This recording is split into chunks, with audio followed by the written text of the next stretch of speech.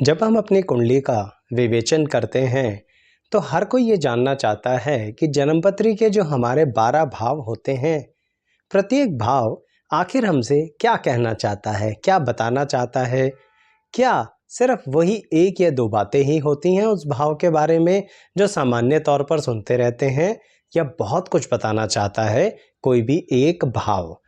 इसलिए दर्शकों, हमने भाव और भावेश की एक प्लेलिस्ट बना रखी है जिसके अंतर्गत हर भाव के बारे में बहुत अच्छे से विश्लेषण करने की कोशिश करी है।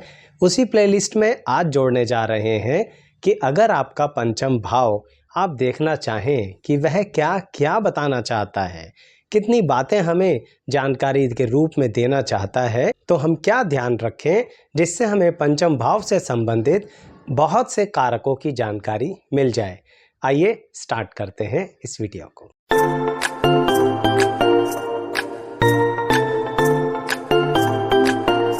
मैं एस्ट्रोलॉजर शैलेश जैन आपका हमारे चैनल पर स्वागत करता हूं। दर्शकों, एक बात सामान्य तौर पर सबको पता होती है कि पंचम भाव संतान का होता है, पंचम भाव विद्या का होता है। लेकिन मुझे एक बात बताइए, ये विद्या क्या होती है? क्या सिर्फ एजुकेशन को विद्या कहेंगे? क्या सिर्फ नॉलेज को विद्या कहेंगे? और ज़रा एक और बात सोच के देखिए, क्या किसी भी तरह के तंत्र मंत्र और यंत्र की जानकारी विद्या में आएगी? और यह तंत्र मंत्र और यंत्र क्या किसी भी तरह से सिर्फ शास्त्रों से ही कनेक्टेड है? दर्शकों, इसे समझने के लिए ही पंचम भाव को गहराई से जानना ज़रूरी है। यानी आपकी बेसिक एजुकेशन किस तरह की रह सकती है या नहीं रह सकती। आप ज़िंदगी में कई बार बहुत सी चीज़ें बीच में छोड़ देंगे अधूरी। उसका कनेक्शन आपकी कुंडली के 5th हाउस से होता है कि इंसान अपनी बात पूरी करता भी है या अपनी ही सोची हुई बात से अलग हट जाता है। यानी एक बात को पूरे जोश से शुरू किया, फिर उसके बाद कुछ समय बाद वह जोश ठंडा पड़ गया। कैसे पता करें? पंचम भाव में बैठे हुए ग्रह, पंचम भाव के देखते हुए ग्रह, यानी जो ग्रह पंचम भाव को देख रहे हैं, या फिर पंचम भाव का स्वामी, इससे संबंध निकाल के देखना पड़ता है यह इंसान अपना काम कितना अधूरा या पूरा कर सकता है।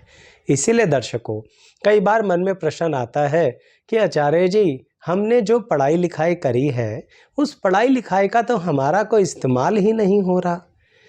उसका संबंध भी दर्शकों पंचम भाव से आता है। लेकिन साथ में एक और बात भी पता लगती है कि उस पढ़ाई लिखाई का इस्तेमाल तो नहीं हो रहा, लेकिन किसी दूसरी चीज़ का तो इस्तेमाल हो रहा है ना। कहने का तात्पर्य, आपकी सोर्स ऑफ अर्निंग किसी दूसरे नज़रिए से आ रही होगी, तो वह भी तो आपकी नॉलेज है।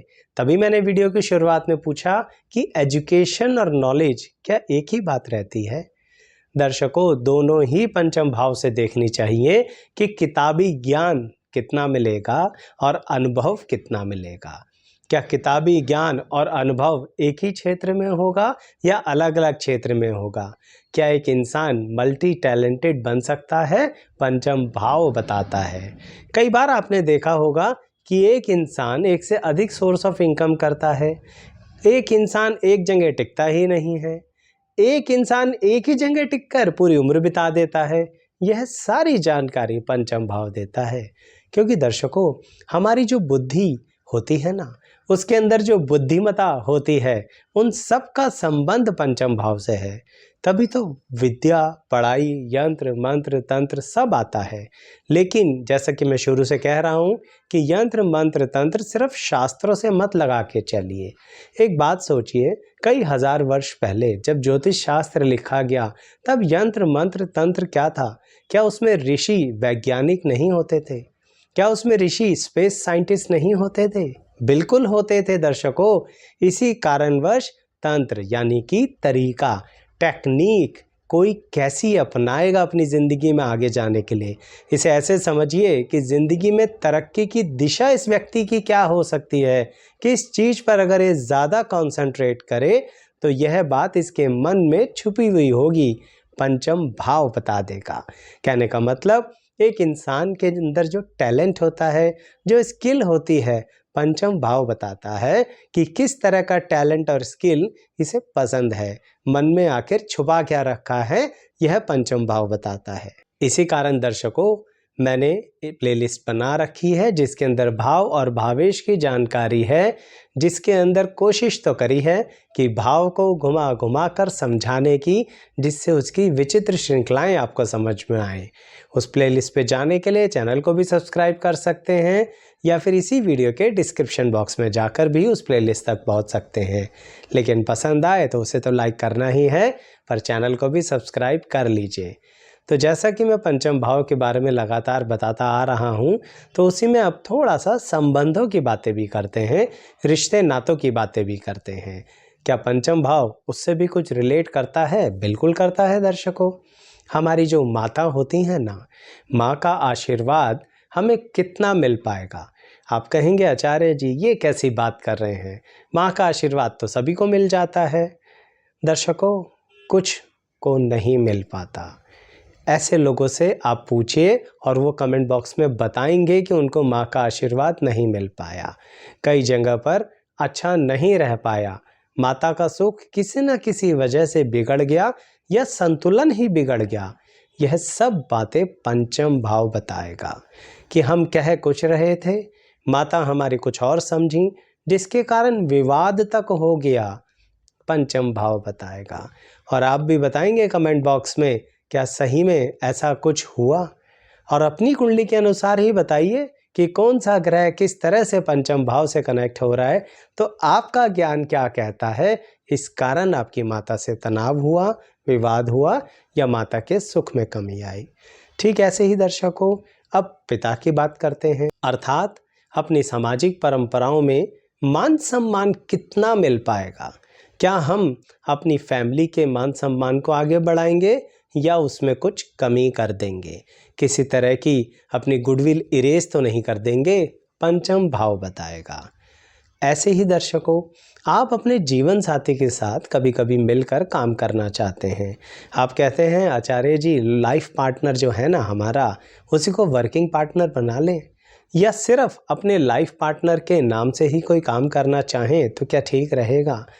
दर्शकों, उससे पहले यह तो जान लीजिए कि आपके लाइफ पार्टनर की ज़िंदगी में लाभ कितना लिखा है, कितनी ज़्यादा पॉजिटिविटी लिखी है। यह सब आपकी कुंडली का पंचम भाव बता देगा कि आपके लाइफ पार्टनर के साथ आपके इमोशनल रिलेशनशिप कितने अच्छे रहेंगे, या किस तरह का डेडिकेशन रहेगा, या किस तरह के फाइनेंशियल गेन्स रहेंगे आपके लाइफ पार्टनर के कारण आपको। इसलिए दर्शकों, ये रिश्ते नातों की बातें भी जो होती हैं ना, पंचम भाव बताता है। मैंने आपसे शुरुआत में ही बोला, हम 2-3 बातों के बाद समाप्त हो जाते हैं कि विद्या, संतान, पंचम भाव की यही कहानी है। नहीं दर्शकों, बहुत कुछ है। जैसे जब हम पैदा होते हैं अपने कुटुंब के अंदर, तो उनकी सामाजिक परंपराओं के अनुसार हमें बहुत से ज्ञान मिलते हैं, नॉलेज मिलती है। पर क्या हम उस नॉलेज के साथ साथ कुछ और भी नॉलेज लेंगे? यह नॉलेज हुई देश विदेश की परंपराओं की, ये भी पंचम भाव बताता है। यही कारण है दर्शकों, हमारी संगति के कारण हम कितनी धन हानि कर सकते हैं, यह भी पंचम भाव बताता है। अर्थात हम लोगों की बातों में कितना आ जाते हैं, पंचम भाव बताता है। जैसे एक छोटा सा उदाहरण आपको दूंगा कि अगर पंचम भाव पर किसी भी तरह से पाप ग्रहों की दृष्टि पड़ रही है तो थोड़ा ज़्यादा अलर्ट हो जाया करो।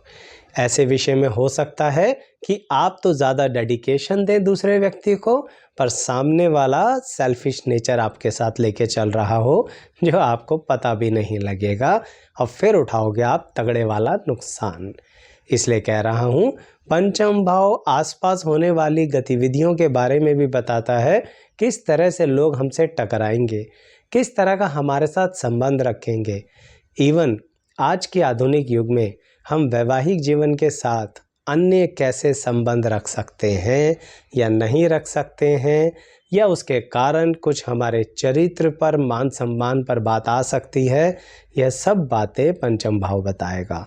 मैं यह नहीं कह रहा कि वैवाहिक जीवन के अन्य भी संबंध रखिए। मैं यह कह रहा हूँ कि वैवाहिक जीवन से पहले के संबंध या फिर उसके साथ कुछ ऐसे संबंध जो होने नहीं चाहिए पर हो रहे हैं, पंचम भाव बता देगा या उसके बारे में जानकारी तो दे ही देगा।